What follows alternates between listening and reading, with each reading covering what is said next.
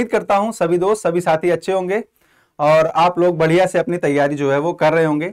और आज हमारी जो क्लास होने वाली है बच्चा, ये करंट अफेयर की क्लास है अपनी। और 11 सितंबर का आज पूरा देश दुनिया, नेशनल इंटरनेशनल, प्रदेश विदेश सब चीजों को यहाँ पर हम कवर करते हुए आगे बढ़ेंगे और अपनी क्लास को बहुत ही अच्छे तरीके से समाप्त करेंगे। इस क्लास में आपको मैंने 3 चीजें जो हैं वो स्पेशल रखी हैं। पहला जो हो जाता है वो आपकी एक तो हो जाती है न्यूज, दूसरा मैंने आपके लिए रखा है वन लाइनर, ठीक है, जो आपसे एग्जाम में डायरेक्ट पूछा जा सकता है, और तीसरा जो इंपॉर्टेंट है वो है एमसीक्यू। ठीक है, मतलब तीनों फॉर्मेट में आप अपनी क्लास को यहां पर कंप्लीट करेंगे। ठीक है, तो चलिए शुरू करते हैं आज की अपनी पहली न्यूज को। और पहली न्यूज आपके सामने है कि जो डीआरडीओ है उसने अग्नि 4 मिसाइल का जो है एक फिर से टेस्टिंग की, वो भी एकदम से सक्सेसफुल और सफल। ठीक, अब देखिए ये जो अग्नि 4 है, ठीक है, अग्नि 4 बहुत पुरानी मिसाइल है ना, आप सब ने इसके बारे में बहुत बार पढ़ा होगा। अग्नि 4 बहुत पुरानी मिसाइल है, इसको फिर से टेस्ट किया गया। कहां पर? जो उड़ीसा है, ठीक है, उड़ीसा में एक जगह है चांदीपुर। ठीक है, क्या है? चांदीपुर एक जगह है और वहां पर एक द्वीप है जिसका नाम है एपीजे अब्दुल कलाम द्वीप, या फिर एपीजे अब्दुल कलाम आइलैंड उसको बोलते हैं। तो वहां पर इसका जो है वो परीक्षण किया गया। अब सबसे इंपॉर्टेंट ये हो जाता है कि जो परीक्षण है वो वहीं से क्यों किया जाता है। ठीक, तो आप लोग ने देखा होगा कि जो मैप है इंडिया का, अगर मैं आपको यहां पर छोटा सा एक बना के दिखाऊं तो ये मैप होता है। यहां पर क्या है? उड़ीसा है। ठीक है, अब यहां से अगर कोई मिसाइल टेस्ट की जाती है तो ये इसके बाद क्या है? बंगाल की खाड़ी, बे ऑफ बंगाल है, और बंगाल की खाड़ी में वो मिसाइल क्या है? टेस्ट होती है। तो इसलिए यहां से जब टेस्ट किया जाता है तो कोई भी खतरा नहीं होता कि किसी पड़ोसी देश पर वो गिर सकती है या कुछ भी घटनाएं इसके साथ हो सकती हैं। तो ये चीज यहां पर बिल्कुल भी सेफ हो जाता है। ठीक, अब आते हैं अपने टॉपिक पर। तो डीआरडीओ ने क्या किया है? चांदीपुर से एपीजे अब्दुल कलाम जो द्वीप है वहां से अग्नि 4 मिसाइल का एक बार फिर से सफल परीक्षण किया है। तो जैसे आप लोगों ने देखा होगा कि जिनके घर पे मतलब लाइसेंस वाली बंदूकें होती हैं तो दिवाली पे उसका वो क्या करते हैं? रियाज करते हैं, फायर करते हैं। ठीक, तो सेम वैसे एक तरह से इसमें कुछ इंप्रूवमेंट किए गए और उसके बाद इंप्रूवमेंट के बाद इसको फिर से क्या किया गया? टेस्ट किया गया। ठीक है, तो ये चीज यहां पर की गई। इसको जब इसके पहले जब किया गया था तो 2022 में हमने इसको टेस्ट किया था। ठीक है, तो पड़े पड़े इसमें रखे रखे जंग ना लग जाए, इसके लिए एक बार फिर से यहां पर टेस्टिंग जो है वो कर ली गई। बात करें अगर अग्नि सीरीज की, तो अग्नि सीरीज में टोटल अभी 5 मिसाइल्स जो है वो डेवलप हो चुकी हैं। ठीक है, अगर आप इसमें देखेंगे तो इनका नाम हो जाएगा अग्नि 1 से लेके अग्नि 5 तक इनका नाम जो है वो होता है। ठीक है, 1 2 3 4 5 करके 5 मिसाइल हैं, और जो अग्नि 6 है वो अभी क्या है? डेवलपिंग स्टेज में है। ठीक, क्लियर। अब यहां पर एक चीज और इंपॉर्टेंट हो जाती है अग्नि 5 के बारे में। ठीक है, क्योंकि ये क्या है? रिसेंट में अग्नि सीरीज की डेवलप्ड मिसाइल है। ठीक, अब अग्नि 5 जो है ये भारत की एकमात्र इंटरकॉन्टिनेंटल, मतलब कि एक महाद्वीप से दूसरे महाद्वीप पर जो है ये वार कर सकती है। ठीक, तो क्या है? ये इंटरकॉन्टिनेंटल जो है वो मिसाइल है। कौन सी? एकमात्र है। कौन? अग्नि 5। तो ये चीज आप यहां पर याद रखेंगे। ठीक है, चलिए अब यहां पर अगर आप बात करें रेंज की, तो आपके पास जो मिसाइल्स हैं, अगर आप यहां पर बात करेंगे तो आपके पास अग्नि 1 है, ठीक है, इसके बाद 2 है, फिर 3 है, फिर 4 है और 5 है। ठीक, तो अग्नि 1 जब टेस्ट की गई थी पहली बार तो इसकी रेंज थी सिर्फ 700 किलोमीटर। ठीक है, कितनी थी? 700 किलोमीटर इसकी रेंज थी, और 1989 में इसको टेस्ट किया गया था। ठीक है, उसके बाद फिर आ जाती है अग्नि 2, इसका उन्नत वर्जन आता है, और इसकी जो रेंज रखी गई, ये रेंज कितना अचीव कर पाई? ये कर पाई लगभग 2000 किलोमीटर तक, ठीक है। और इसको 1999 में इसको क्या किया गया, टेस्ट किया गया, लगभग 10 साल बाद, ठीक है। जब अग्नि 1 1989 और अग्नि 2 1999 में, ठीक है। उसके बाद जब टेक्नोलॉजी धीरे धीरे क्या हुई, डेवलप होती चली गई, तब इनकी रेंज जो है वो बढ़ती चली गई, ठीक है। और उसके बाद अग्नि 5 जो है वो अभी सबसे ज्यादा डेवलप्ड मिसाइल है और इसकी रेंज जो है वो लगभग 8000 किलोमीटर की है, ठीक। कितनी, 8000 किलोमीटर की इसकी रेंज है और इसीलिए ये भारत की पहली इंटरकॉन्टिनेंटल मिसाइल जो है वो होती है, ठीक। तो ये चीजें हैं। अब देखिए मिसाइल जो है वो दो तरह की होती है, ठीक है। हमेशा इसको आप याद रखेंगे, आपसे एग्जाम में पूछा भी जाता है। एक होती है बैलिस्टिक, ठीक है, क्या होती है, बैलिस्टिक मिसाइल होती है, ठीक। और एक होती है क्रूज, ठीक है, क्या होती है, क्रूज, ठीक। तो ये दो मिसाइल यहां पर होती हैं, ठीक है। अब देखिए इसको याद कैसे रखेंगे, इसके लिए बैलिस्टिक का मतलब क्या होता है, ब्लास्ट होता है, ठीक है। तो बैलिस्टिक मिसाइल ऐसी मिसाइल होती है कि अगर आपने इसको फायर कर दिया, ठीक है, तो आप इसको अब कंट्रोल नहीं कर सकते, ये ब्लास्ट होगी ही। तो बैलिस्टिक जो है वो हर हाल में क्या करेगी, ब्लास्ट करेगी, ठीक बच्चा। और क्रूज जो है, तो आप लोगों ने सुना होगा क्रूज शिप होती है, तो क्रूज शिप में एक ड्राइवर होता है जो उसको कंट्रोल करता है। तो इस वजह से क्रूज मिसाइल जो है इसको कंट्रोल किया जा सकता है, ठीक है, इसको हम कंट्रोल कर सकते हैं। तो मिसाइल जो है वो दो तरह की होती है यहां पे, ये आप हमेशा याद रखेंगे। बैलिस्टिक मिसाइल को बोलते हैं दागो और भूल जाओ, फायर एंड फॉरगेट, ठीक। मतलब एक बार अगर ये मिसाइल छूट गई, टारगेट सेट हो गया, तो अब ये क्या करेगी, अब ये अपने टारगेट को हिट करेगी ही करेगी। लेकिन क्रूज मिसाइल के केस में ऐसा नहीं होता है। क्रूज मिसाइल जो है वो आप उसको क्या करेंगे, टारगेट को हिट करने के पहले, जैसे मन बदल गया कि नहीं मारना है, तो आप उसको क्या कर सकते हैं, वहां पर कंट्रोल कर सकते हैं, उसको रोक सकते हैं या फिर डिफ्यूज भी कर सकते हैं, ठीक है। तो ये होता है यहां पर मिसाइल के लिए जो प्रकार होते हैं उसके, ठीक है, क्लियर। उसके बाद जो अग्नि 5 है वो क्या है, वो MIRV है, ठीक है। मतलब ये एक साथ कई सारे वॉर हेड लेके जा सकती है। वॉर हेड क्या होता है कि जो यहां पर लगा होता है, जो अस्त्र मेन होता है, ठीक है। नीचे तो क्या होता है, नीचे तो ये रॉकेट ही है ना, ये नीचे क्या होता है, रॉकेट होता है। लेकिन ऊपर क्या है, ऊपर यहां पर वॉर हेड होता है जहां पर उसको रखा जाता है। मान लीजिए न्यूक्लियर वेपन है तो उसको रखा जाएगा, कोई और यहां पर वेपन है तो उसको रखा जाएगा, ठीक है। तो MIRV जो होती हैं उनके पास एक साथ कई टारगेट को हिट करने की क्षमता होती है, ठीक। ये चीज आपको यहां पर क्लियर रखनी है। जैसे यहां पर क्या है, 4 टारगेट हैं इनके पास, ठीक है। तो मान लीजिए दो इसने यहां पर अपने हिट कर दिए पहले टारगेट पर, और उसके बाद दो जो इसके इक्विपमेंट थे, वेपन्स थे, उनको अगले टारगेट पर इसने हिट कर दिया। तो ये कॉन्सेप्ट होता है MIRV का, जहां पर मिसाइल एक साथ कई सारे ऑब्जेक्ट को हिट कर सकती है, कई सारे टारगेट को हिट कर सकती है, ठीक है। चलिए, तो ये क्या था, आपके अग्नि 4 का लॉन्चिंग था, ठीक है। उसके बाद यूपी से एक न्यूज है कि जो सेमीकॉन 2024 है उसकी मेजबानी जो है वो करेगा कौन, यूपी। और ये स्टार्ट कब से हो रहा है, 11 सितंबर से हो रहा है।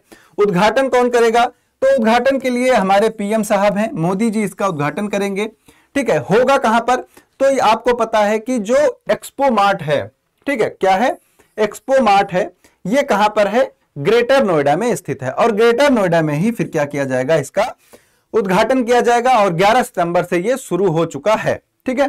तो ये सारी चीजें हैं यहां पर। योगी आदित्यनाथ के नेतृत्व में उत्तर प्रदेश सरकार, ठीक है।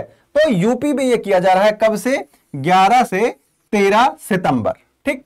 11 से 13 सितंबर तक सेमीकॉन 2024 का आयोजन यहां पर किया जा रहा है, ठीक, क्लियर। आपको याद क्या रखना है, डेट याद रखनी है, जगह याद रखनी है, ठीक है, और स्थान याद रखना है, कौन सा, या फिर जहां पर ये किया जा रहा है, ठीक, क्लियर सभी लोगों को। यहां पर होता क्या है, तो बहुत सारे जो प्रोडक्ट्स होते हैं उनकी एक तरह से प्रदर्शनी यहां पर की जाती है, ठीक है। जैसे आप यहां पर देखेंगे तो इलेक्ट्रॉनिक इंडिया और प्रोडक्टिका इंडिया के साथ ये आयोजित किया जा रहा है। एशिया के सबसे बड़े इलेक्ट्रॉनिक्स मेले के रूप में इसको हम देखते हैं। ठीक है, मतलब क्या है कि एक प्रदर्शनी यहां पर लगाई जाती है और इसका उद्घाटन किसके द्वारा किया गया? 11 सितंबर को भारत के प्रधानमंत्री नरेंद्र मोदी जी के द्वारा इसका उद्घाटन बच्चा यहां पर किया गया है। ठीक, क्लियर सभी लोग को? उसके बाद अब यहां पर देखिए, आपके पास एक इंटरनेशनल न्यूज है कि जो आपका इंटरनेशनल सोलर अलायंस है, ठीक है, ISA, इसमें 101वें देश के रूप में कौन सा देश शामिल हुआ है? वो शामिल हुआ है नेपाल। ठीक, तो ये पहला अंतरराष्ट्रीय संगठन है ऐसा जिसका मुख्यालय आपको भारत में देखने को मिलता है। ठीक, नाम क्या है? अंतरराष्ट्रीय सौर गठबंधन, इंटरनेशनल सोलर अलायंस। ठीक है, क्लियर? तो यहां पर क्या है, इसका 101वां सदस्य कौन बना? 101वां सदस्य बना है इसका नेपाल। इसकी जो स्थापना की गई थी उसको किया गया था भारत और फ्रांस के द्वारा। ठीक, भारत और फ्रांस ने मिलकर क्या की थी? इसकी बच्चा स्थापना की थी। इसका एस्टेब्लिशमेंट जो है वो इंडिया और फ्रांस के द्वारा किया गया था। इसके अगर आप हेडक्वार्टर की बात करें तो आप लोगों को पता होगा गुड़गांव था, जिसका नाम अब क्या है? गुरुग्राम। ठीक है, तो ये बहुत ही इंपॉर्टेंट यहां पर हो जाता है। यहां से बहुत सारे क्वेश्चन आपसे पूछे जाते हैं कि इसका जो हेडक्वार्टर है वो कहां पर है। तो इसका हेडक्वार्टर मुख्यालय वो है गुड़गांव में। तो ये आप यहां पर याद रखेंगे। इसकी स्थापना की बात करें तो भारत और फ्रांस ने मिलकर की थी। इसका जो एस्टेब्लिशमेंट है वो कब हुआ? 2015 में पेरिस जलवायु समझौता जो हुआ था, वहां पर जब जलवायु समझौते के बाद जो फ्रेमवर्क कन्वेंशन बना, ठीक है, तो देखिए एक COP होता है, कॉन्फ्रेंस ऑफ पार्टीज। ठीक है, मतलब जो एक अभिसमय होता है या फिर सम्मेलन होता है जहां पर बहुत सारे देश मिलकर क्या करते हैं? मंत्रणा करते हैं कि जो क्लाइमेट चेंज है, जो पर्यावरण में परिवर्तन हो रहा है, ग्लोबल वार्मिंग जैसी जो चीजें हो रही हैं, इनको कंट्रोल करने के लिए कौन कौन से प्रयास जो है वो देशों के द्वारा किए जा सकते हैं। ठीक, तो ये क्या होता है? COP होता है। वहां पर कॉन्फ्रेंस ऑफ पार्टीज का मतलब क्या हो गया कि बहुत सारे देश एक जगह पर, एक मंच पर इकट्ठा होंगे और भविष्य के लिए एक रणनीति को तैयार करेंगे। ठीक है, अब यहां पर इंपॉर्टेंट यह है कि जब 21वां सम्मेलन हुआ, COP21 हुआ, कॉन्फ्रेंस ऑफ पार्टीज 21वीं बार हुई, ठीक है, तो वहां पर सौर ऊर्जा को बहुत ज्यादा महत्व दिया गया और इसके बाद भारत और फ्रांस ने एक साथ कदम बढ़ाते हुए क्या किया? इंटरनेशनल सोलर अलायंस का गठन किया और इसके मुख्यालय को कहां पर स्थापित किया गया? हरियाणा के गुड़गांव या फिर गुरुग्राम में इसको यहां पर स्थापित किया गया। ठीक है, क्लियर सभी लोग को? ठीक है, चलिए, तो ये क्या है, अगर बात करें सौर ऊर्जा की तो ये एक तरह से नवीकरणीय ऊर्जा है। नवीकरणीय का मतलब होता है कि ऐसी ऊर्जा जो समाप्त नहीं हो सकती। तो सौर ऊर्जा आपको पता है कि जब तक सूर्य रहेगा तब तक आपको सौर ऊर्जा मिलती रहेगी और सिंपल सी बात है कि अगर सूर्य ही खत्म हो जाएगा तो जीवन का अस्तित्व भी नहीं बचने वाला है। ठीक है, क्योंकि सारी ऊर्जाएं जो है वो कहां से मिल रही हैं? सूर्य से मिल रही हैं। ठीक, तो ये एक बहुत ही इंपॉर्टेंट चीज हो जाती है कि एक ऐसा अंतरराष्ट्रीय संगठन जिसका मुख्यालय कहां पर स्थापित किया गया है? इंडिया में स्थापित किया गया है। वो कहां पर है? गुड़गांव में है। संगठन कौन सा है? अंतरराष्ट्रीय सौर गठबंधन है, अंतरराष्ट्रीय सौर संगठन है।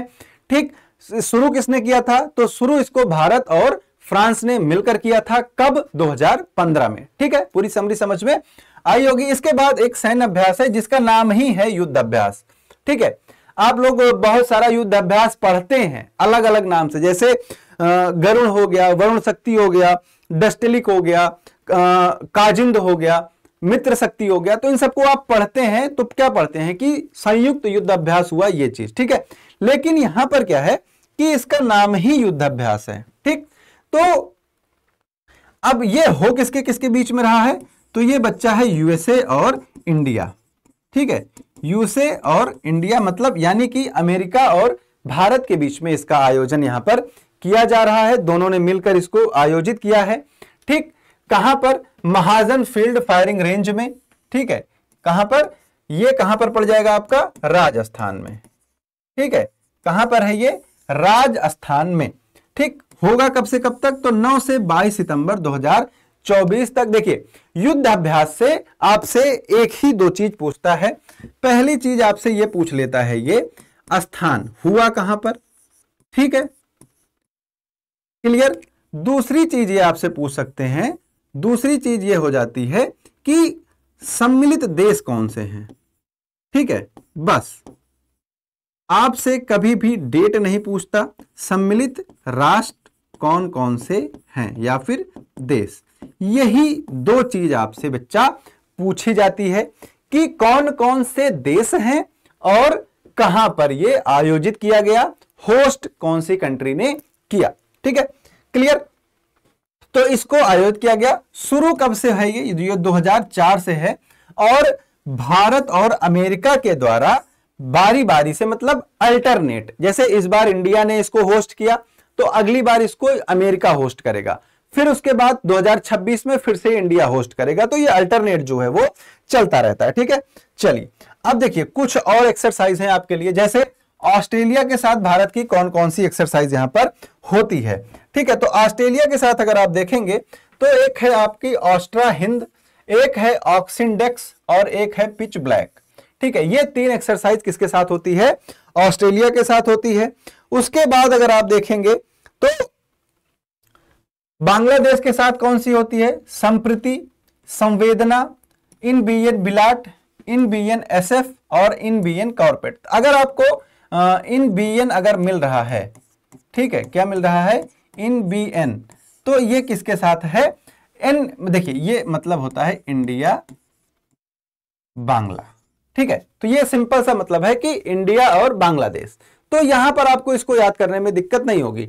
आपको याद कौन सा करना है? संप्रीति को करना है, टेबल टॉप को करना है, आपको इसके बाद करना है संवेदना को, ठीक है। तो ये तीन आपको याद करना है। बांग्लादेश के साथ इनको किया जाता है। चीन के साथ हमारी एक एक्सरसाइज है हैंड इन हैंड, ठीक है, ये आपको ध्यान में रखना है।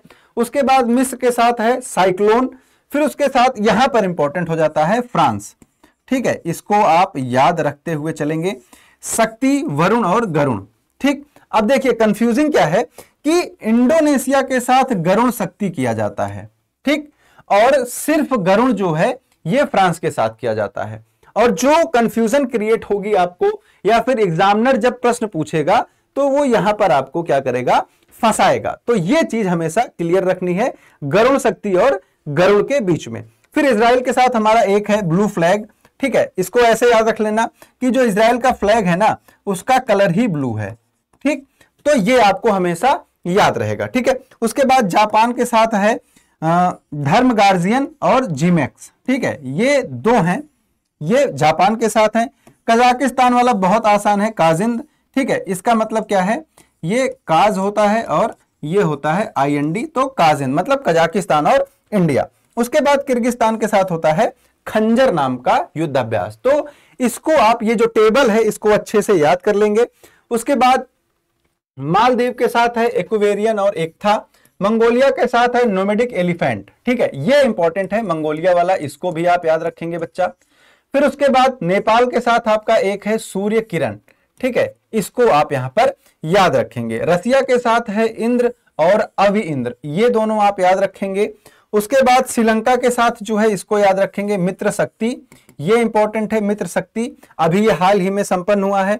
उसके बाद आपके साथ डेजर्ट ईगल जो है ये यूएई के साथ होता है, यूनाइटेड अरब अमीरेट्स के साथ, मतलब संयुक्त राज्य अमेरिका के साथ, इसको भी आप यहां पर क्या करेंगे? याद रखेंगे। फिर आ जाता है आपका यूएसए, ठीक है, यूएसए के साथ देखिए युद्धाभ्यास अभी आपने पढ़ा, ये अभी स्टार्ट हुआ है 9 से 22 तक।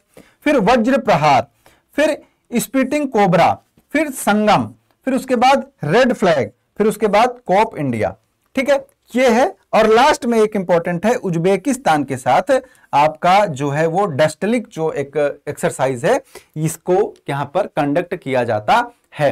तो ये पूरी जो दो टेबल है यहीं से आपके सारे क्वेश्चन जो है वो फॉर्म होते हैं, सारे क्वेश्चन यहां से बनते हैं जो अभ्यास से पूछे जाते हैं। और यूपी वाले जो एग्जाम हैं या फिर जो वनडे वाले एग्जाम है वहां पर डायरेक्ट आपको ये क्वेश्चन जो है वो देखने को मिलते हैं, ठीक।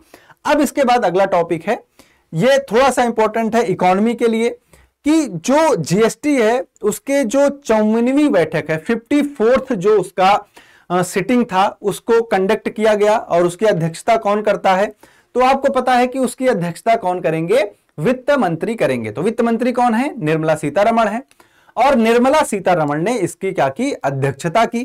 ठीक है, तो ये लगभग आयोजित की जाती रहती है टाइम टाइम पर। ठीक है, इस बार क्या किया गया? जो थोड़ी दवाइयां थी उन पे क्या किया गया? जीएसटी थोड़ा सा कम किया गया, तो दवाइयां जो है वो सस्ती हुई हैं। ठीक है, सारी नहीं, कुछ दवाइयों के नाम है उसमें, आपको उसको याद रखने की जरूरत नहीं है। ठीक है, यहां पर क्या है कि कैंसर की दवाओं पर जीएसटी दर जो है वो 12% से घटाकर 5% कर दी गई है। जैसे कि देखिए, कैंसर का जो इलाज है वो बहुत ही ज्यादा महंगा है। ठीक, और अभी तक मतलब ऐसी कोई फिक्स दवा नहीं है, कोई ऐसी खोज नहीं हुई है जो कि श्योर शॉट हो कि कैंसर को जड़ से खत्म कर देगी, या फिर मतलब कोई भी दवा ऐसी अभी तक नहीं बन के आई है कि जो 100% कैंसर के इलाज को यहां पर कर पा रही हो। तो दवाएं थोड़ी सी महंगी हैं और जो कैंसर का इलाज है वो भी महंगा है। ठीक, तो इसलिए यहां पर जीएसटी को थोड़ा सा घटाया गया है। उसके बाद बच्चों के लिए जो नमकीन, बिस्किट जैसे खाद्य पदार्थ हैं उन पर जीएसटी दर को 18% से घटाकर बच्चा 12% कर दिया गया है।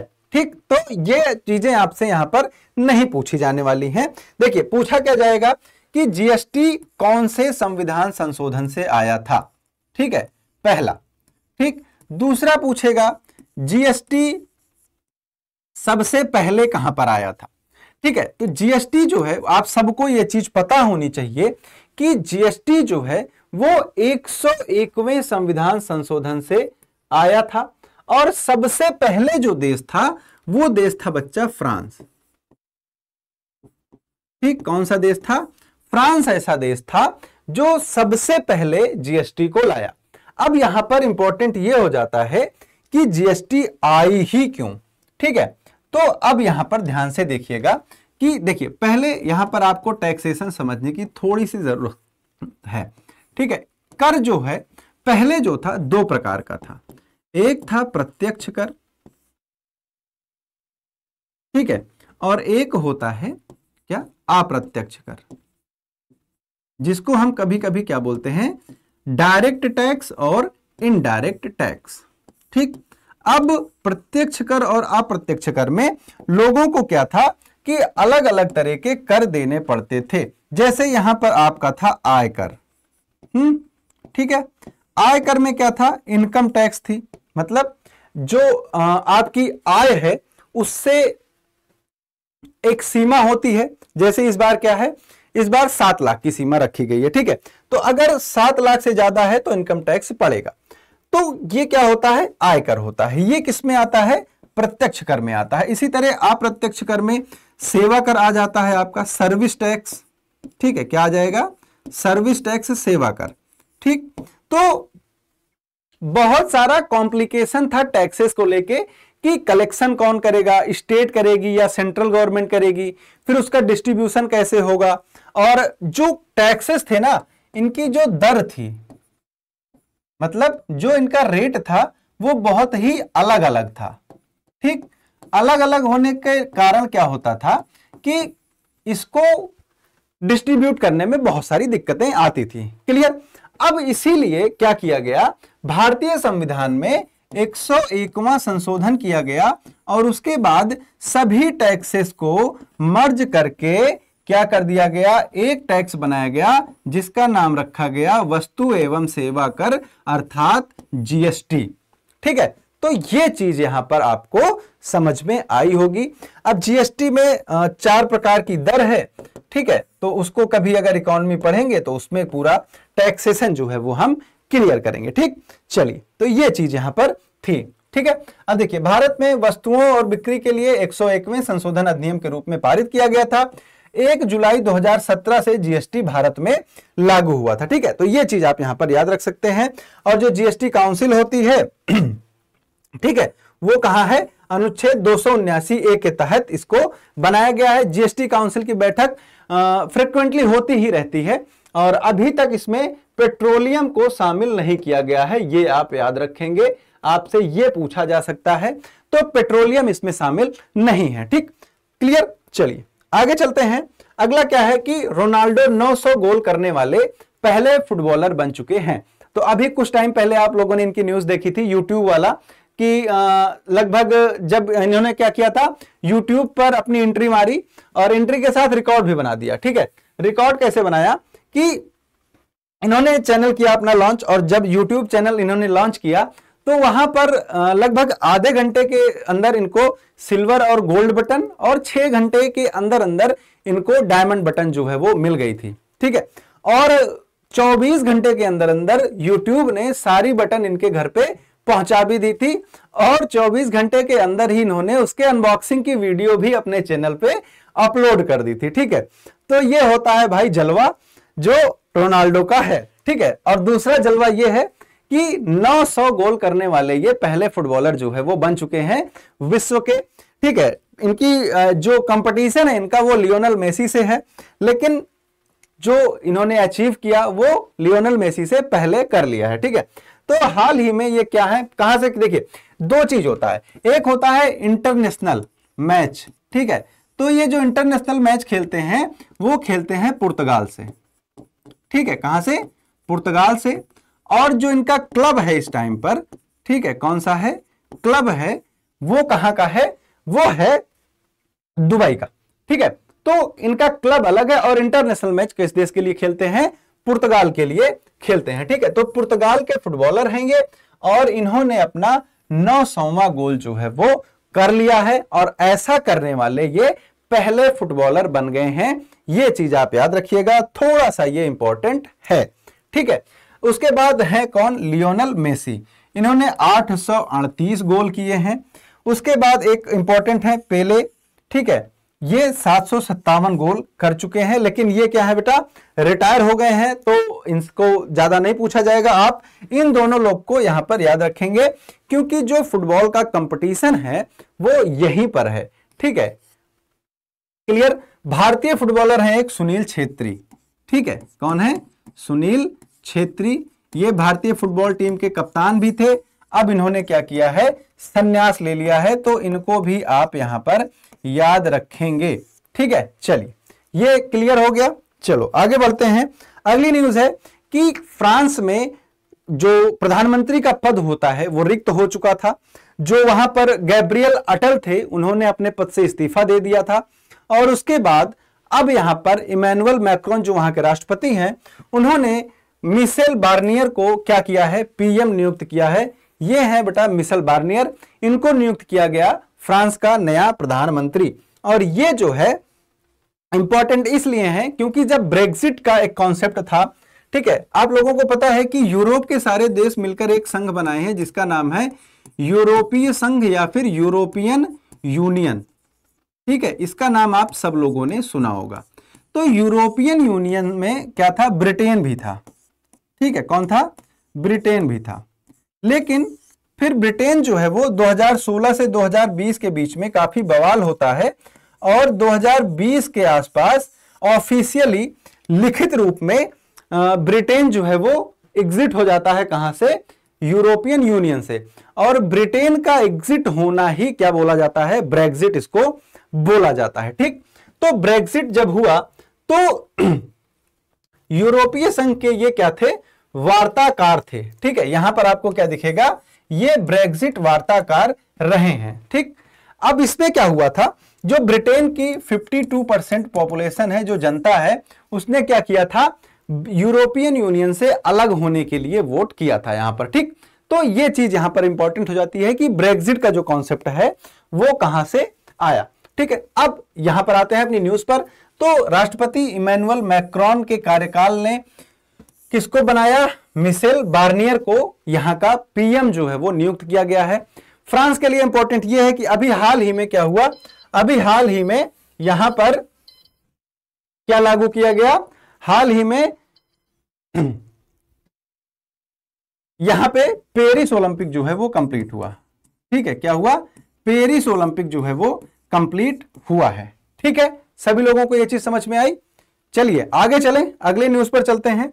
अगली न्यूज है, मोइन अली ने अंतरराष्ट्रीय क्रिकेट से संन्यास ले लिया। अंतरराष्ट्रीय क्रिकेट से संन्यास का अर्थ क्या होता है कि अब ये अंतरराष्ट्रीय मैच नहीं खेलेंगे। ठीक है, इसमें सबसे इंपॉर्टेंट ये है कि इनका जो कैरियर है, ठीक है, इन्होंने टेस्ट मैच खेले हैं 68, विकेट लिए हैं 204। खेलते किसके लिए हैं? इंग्लैंड के लिए। ठीक है, किसके लिए? इंग्लैंड के लिए ये खेलते हैं। ठीक, क्लियर? चलिए, ठीक है, तो यही इतना इंपॉर्टेंट था इसमें, ये बहुत ज्यादा इंपॉर्टेंट न्यूज नहीं थी।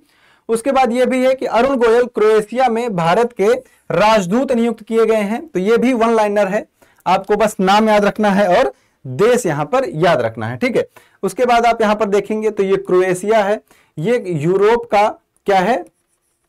यूरोप का एक देश है। ठीक, इसको आप यहां पर याद रख सकते हैं। ठीक, उसके बाद यूएस ओपन जो है ये इंपॉर्टेंट हो जाता है आपके लिए।